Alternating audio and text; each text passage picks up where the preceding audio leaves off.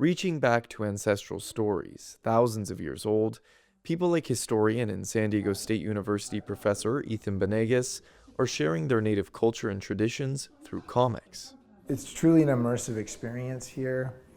It's literally like jumping into the comic. At the La Jolla Historical Society, Benegas is displaying his recent double-sided comic book, Beyond Gaming and Our Past, Present, and Future, across the gallery walls. He says the comics challenge stereotypes and false narratives about Native history in California. The mission period has not been taught correctly.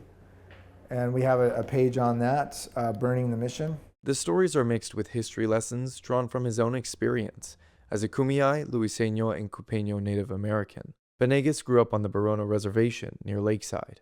A lot of the reason why the comic looks the way it is I went to a Payon gathering ceremony in Barona and videotaped and filmed it and took pictures all over. My kids were there.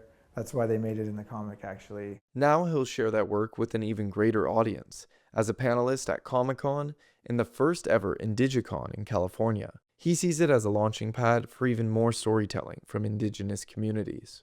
We have not been able to tell our stories. We haven't been given the space in colleges and universities and media, on film especially. So in this story, I created an uncolonized indigenous world. Jacob Aere is executive director of the Indigenous Futures Institute at UC San Diego. He's also a comic book author and panelist at both events. Johnny Bear Contreras and I have presented at the last 4 years of the San Diego Comic-Con. So each time he and I would present, we would work with different Native artists and writers from tribes, mostly in California. He says that helped build momentum for Indigi-Con.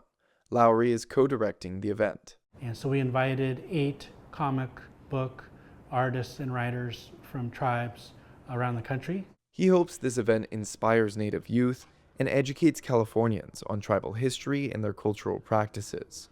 It's taking place only a few blocks away from Comic-Con. And we kind of wanted it to be at the same time as the main Comic-Con, just because there's lots of good energy, it's exciting, people are going to be walking around in cosplay, they're going to look in, they're going to see us in that building and hopefully just come on in. Benegas says if you know your history, launching these comics and the Indigi-Con event is nothing short of a miracle. It's just a great time to be alive. And I think of my dad and all the struggles the elders went through, and I know they would have loved to live to witness this moment. Lowry hopes the artists from the event will become a close-knit family, and that this will be the first Indigi-Con of many in the years to come. When you have a strong family, you can do anything. Then you can be the superhero in your community, and you can do amazing things because you have the strength of your family and your people within you.